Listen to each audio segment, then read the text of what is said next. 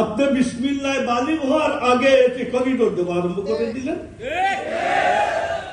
আমরা এই সাইক্লোনকে ফিরেই ফেলি, এই বাতাসের ঢেউকে আমরা খতম করে ফেলছি।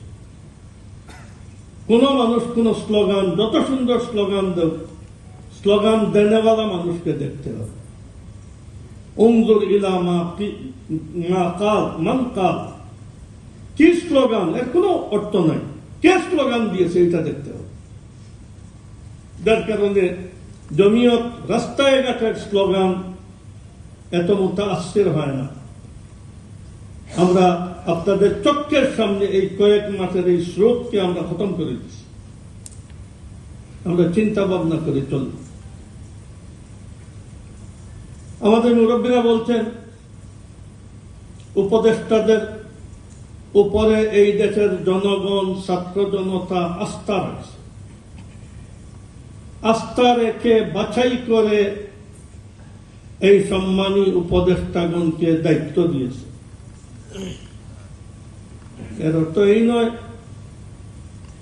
যে ঝগড়াঝাটিতে আপনাকে ফয়সল মানলাম আর আপনি আমার শত্রুর কাজটা কি আমার জমি রক্ষা করে নিজের নামে রেজিস্ট্রি করে নেবেন আর আরেক শত্রুকে দিয়ে দিবেন, এটার জন্য আপনাদেরকে আনা হয়। এক স্লোগান খুব আমাদের ইউসুফ সাহেব বললেন, ফাইন বলছেন যে যারা ইউনিফর্ম পরিহিত থাকে দেশের রক্ষক, তাদের রাজনীতি করার কোনো অধিকার নেই।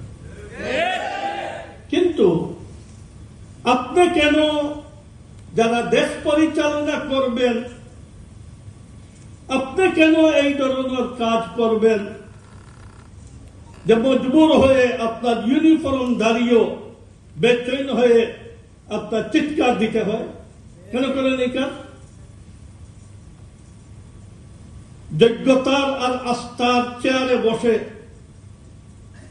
আস্থাহীন কাজ যদি করেন, তাহলে এখানে অনধিকার চর্চা সবই করবে।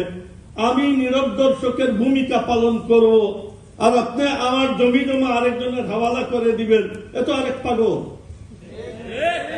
পারে না পারে হাত পা মারবে, এটা কখনো করতে দেওয়া হবে না।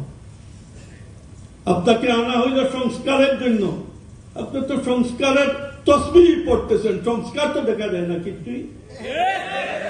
আজ পর্যন্ত এই করলেন সেই করলেন, এত উলামায়ে কেরাম মারা গেল, আজ পর্যন্ত এর ইনকোয়ারির আপনার কোন ব্যবস্থা করতে পারলেন না,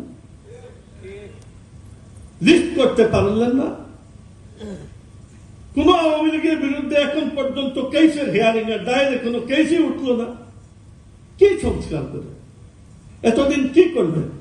এটা সংস্কার যে ইসলামের এক জাতীয়তাবাদকে ফিনিশ করার জন্য বিজাতি এজেন্ডা বাস্তবায়ন করনেওয়ালা কয়েক মেয়েকে রাস্তায় বাইর করে দিলেন, হেদের এজেন্ডা পুরা করছেন, এটার নাম সংস্কার। বাইরের লোককে আওয়ামী লীগের বিরোধিতা করলাম এই কারণে যে আমাদেরকে করিডোর দিয়ে দিছে, ইন্ডিয়াকে করিডোর দিয়ে দিছে। আপনি বিসমিল্লাহ বালিগ হওয়ার আগে এটি করিডোর দেওয়া আরম্ভ করে দিলেন। কয়দিন দিন গেল, 16 বছরের আপনার বানাই এক স্থিতিশীল শক্তি, এতটুকু দিবানে আপনার আসলো না যে এত বড় শক্তি যখন আপনার খতম হয়ে গেছে, তাহলে আমি এই দেশের আপনার ইক্তেদারে আর এই দেশের আপনার জিম্মাদারিতে আসলাম, এখন পর্যন্ত বালিগই হইলেন না আর আপনি এই কাজ আরম্ভ করে দিলেন, আওয়ামী লীগের কাজ। এক শত্রু থেকে বাঁচাইয়া আমাকে আরেক শত্রুর হাওয়ালা করে দিলেন, কি কোনো কমন সেন্স নাই? আপনি ইলেকশন করবেন, ইলেকশনের জন্য পরিবেশ ভালো করবেন, আপনাকে কে অধিকার দিছে বিদেশের সাথে চুক্তি করার? এই অধিকার আপনি পাইলেন কই? আপনি একজন তত্ত্বাবধায়ক, দেশ পাড়া দিবেন, আপনি এখানে গোড়ার এক এক রুম বিক্রি আরম্ভ করে দিলেন। কোন বিবেকে?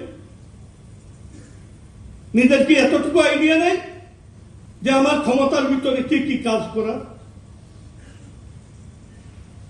যার কারণে যেই যে চেয়ারে বসেন, চেয়ারের মর্যাদা যদি রক্ষা না করতে পারেন, আর এখানে যদি মানুষের অশুভ আচরণ হয়, তাহলে অন্যকে দোষারোপ করবেন না, নিজেকে দোষারোপ করবেন যে আমি কি এত বেওকুফ?